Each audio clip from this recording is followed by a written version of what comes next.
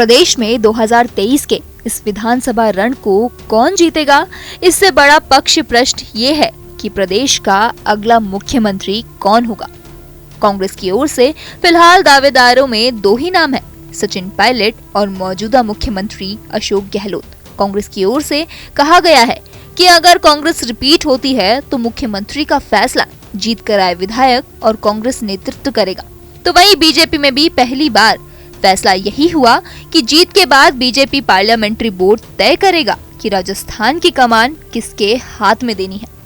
अब क्योंकि कांग्रेस में दो ही चेहरे हैं, लिहाजा विवाद भी सीमित है। मगर बीजेपी में अगर पिछले 20 सालों का इतिहास देख लें तो मुख्यमंत्री के दावेदार का नाम एक ही रहा है और वो है वसुंधरा राजे।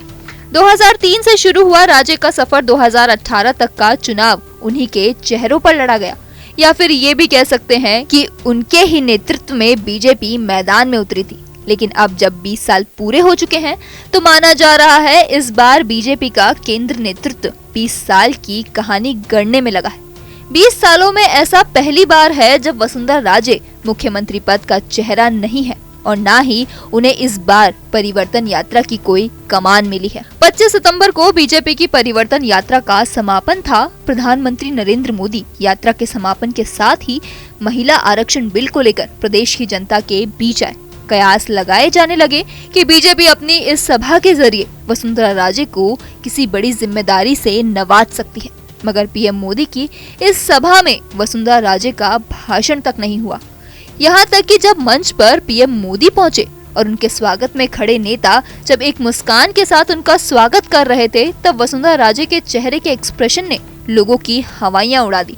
आप भी देखिए ये तस्वीर। राजे और मोदी के चेहरों के इन एक्सप्रेशन के साथ ही जो एक चीज खूब सुर्खियों में रही वो थी सांसद दिया कुमारी का मंच संचालन करना। अब कयास ये लगाए जा रहे हैं कि इस बार सीएम फेस में बीजेपी राजे की जगह किसी और को मौका दे सकती है।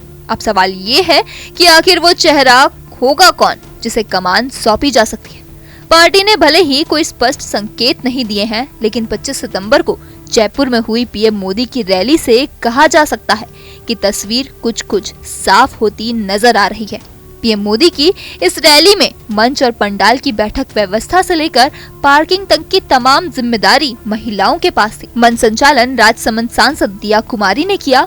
मंच पर महिला नेताओं को दी गई जिम्मेदारी से कुछ तस्वीरें ऐसी निकल कर आई जिससे यह अंदाजा लगाया जा सकता है कि वसुंधरा राजे का स्थान कौन ले सकता है। पीएम मोदी की सभा के दौरान मंच पर कई महिला नेताओं को जिम्मेदारी सौंपी गई थी। मंच पर पूर्व सीएम के साथ सांसद दिया कुमारी, रंजीता कोहली, जसकौर मीणा, पार्टी की राष्ट्रीय सचिव अलका गुर्जर, जिला प्रमुख रमा चोपड़ा, महापौर सौम्या गुर्जर और हाल ही में कांग्रेस का दामन छोड़ बीजेपी में शामिल हुई ज्योति मिर्धा भी मौजूद रही।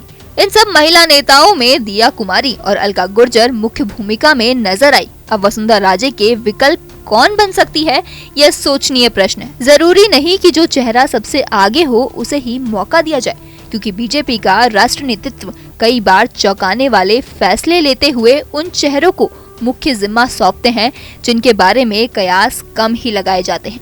लेकिन फिलहाल इन महिलाओं का पक्ष मजबूत माना जा रहा है। अब भले ही कयासों में बीजेपी की ओर से महिला दावेदारों के कई नाम हैं, लेकिन राजनीतिक गलियारों में ये भी कहा जा रहा है कि प्रदेश की सियासत में जो कद राजे का है वो किसी का नहीं, फिर चाहे वो महिला नेता हो या चाहे हो पुरुष। आपको बता दें, राजस्थान की 2 बार मुख्यमंत्री रह चुकी वसुंधरा राजे जब पहली बार राजस्थान की राजनीति में उतरी थी तब वो केंद्र की अटल सरकार में मंत्री थी। लेकिन उनके बाबूसा यानी तत्कालीन देश के उपराष्ट्रपति ने 2003 के विधानसभा चुनाव से पहले राजे के हाथ में बीजेपी की कमान सौंपते हुए राजस्थान भेजा था और अपने पहले ही प्रयास में राजे ने 1998 में 156 सीटें जीती। वहीं गहलोत सरकार को सत्ता से बाहर किया। यहीं से राजे का कद न केवल प्रदेश बल्कि दिल्ली नेतृत्व में भी बढ़ गया था। 2013 में राजे की जीत इतनी बड़ी थी कि मौजूदा गहलोत सरकार को अगर 1 सीट कम मिलती तो वो विपक्ष का नेता भी नहीं बन सकती थी।